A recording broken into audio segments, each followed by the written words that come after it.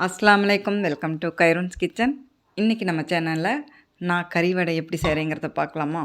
ஒரு குக்கர் எடுத்து வாஷ் பண்ண போன்லெஸ் மட்டன் 1/4 கிலோ, ஊற வச்ச கடலப்பருப்பு 1/2 கப்பு, இஞ்சி பூண்டு பேஸ்ட் 1 ஸ்பூன், சீரகப்பொடி, கரம் மசாலா பொடி, மஞ்சப்பொடி, அடுத்து லவங்கப்பட்டை பொடி, அதோட பச்சை மிளகா 1 சேர்த்துருக்குறேன். பெருசாக இருக்கிறதுனால நம்ம காரத்துக்கு தகுந்த மாதிரி பச்சை மிளகா சேர்த்துக்கலாம். மிளகாய்த்தூள் நான் சேர்த்த போகிறதில்ல, அதனால் 1/2 கப்பு தண்ணி விட்டுருக்குறேன். அளவு தண்ணி வச்சு இதை வேக வச்சு எடுத்துக்கணும். அதிகமாக தண்ணி விட வேண்டாம். அளவு தண்ணி வச்சு வேக வச்சு எடுத்துக்கும் போது நம்ம மசிச்சு உருண்டை பிடிக்கிறதுக்கு கரெக்டாக இருக்கும்.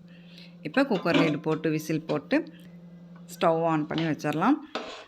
4 விசில் வர விட்டு ஸ்டவ் ஆஃப் பண்ணிடலாம். அடுத்து கடலப்பருப்பு ஒரு கையளவு ஊற வச்சது மிக்ஸி ஜாரில் போட்டு நல்லா நைஸாக அரைச்சி எடுத்துக்க போகிறேன். இப்போ மட்டனும் கடலப்பருப்பும் நல்லா வெந்திருக்கும். குக்கர் லிட் எடுத்து பார்க்கலாம். நல்லா வெந்திருக்குது. கொஞ்சம் தண்ணி இருக்குது, பரவாயில்ல. நல்லா மசிச்சு விடணும். நல்லா ஸ்டவ் ஆன் பண்ணிவிட்டு நல்லா மசிச்சு விட்டோன்னா சுட சுட இருக்கும்போது நல்லா மசியும். கரண்டியால் நல்லா மசிச்சு விட்டுக்கலாம். மசிச்சு விட விட நல்லா கெட்டி ஆக்கிச்சு. இப்போ ஒரு பவுலில் மாற்றிக்கலாம். நான் மசிச்சு விட்டுருக்கும் போதே உப்பு கொஞ்சம் சேர்த்துக்கிட்டேன். நான் கேமரா ஆனில் இருக்குதுன்னு நினச்சிட்டு நான் பாட்டில் இது பண்ணேன். ஆஃப் பண்ணி தானே நம்ம எடுப்போம் வீடியோ. அதை மறந்துட்டேன். உப்பு சேர்த்தும் போது அது வீடியோவில் வரல. நீங்கள் உப்பு சேர்த்த மறந்துடாதீங்க. உப்பு சேர்த்துனா தான் டேஸ்ட் வரும். அடுத்து நான் நைஸாக கடலப்பருப்பு அரைச்சி எடுத்ததையும் சேர்த்துட்டு மல்லித்தலை பொடிசாக கட் பண்ணதையும் சேர்த்து எல்லாம் மிக்ஸ் ஆகணும். நல்லா மிக்ஸ் ஆகிற அளவுக்கு பிசைஞ்சுக்கணும். நம்மளுக்கு ரமலான் பக்கம் நெருங்கிட்டு இருக்கு இல்லையா, நோம்பு கஞ்சியோடு வச்சு இந்த கறி வடையை வச்சு சாப்பிடுங்க. செம்மையாக இருக்கும் டேஸ்ட்டு. அப்புறம் சஹருக்கும் யூஸ் ஆகும். ப்ளைன் சாம்பார் ஒயிட் ரைஸோட இந்த கறி வடையும் வச்சு சாப்பிட்டு பார்த்திங்கன்னா செம்ம டேஸ்ட்டாக இருக்கும். காம்பினேஷன் அருமையாக இருக்கும்னு சொல்ல வரேன். இந்த கறி வடை நான் எங்கே ஃபஸ்ட்டாக சாப்பிட்டேன்னா, கோயம்புத்தூரில் ஒரு தள்ளு வண்டியில் மெஹராஜ் ரவ அன்னைக்கு இஃப்தார் டைமில் எல்லாம் வாங்கிட்டு இருந்தாங்க. பஜ்ஜி, போண்டா, சமோசா இதெல்லாம் காமன். அந்த கறி வடையும் அவங்க வச்சுருந்தது டிஃப்ரெண்ட்டாக இருந்தது.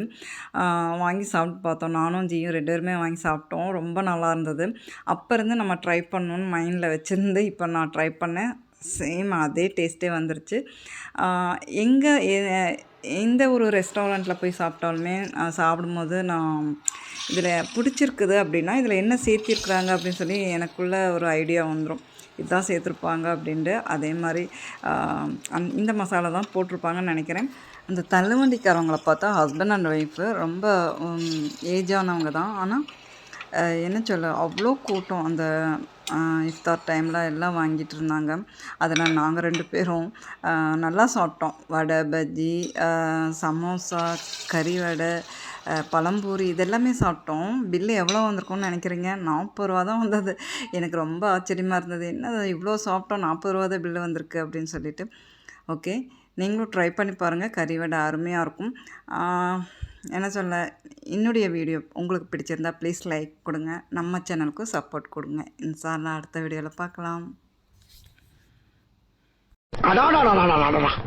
என்ன வடையா, மசால் வடை தாயா, அருண் சுவையின் நாக்கில் உட்காந்து நடனம் ஆடுது.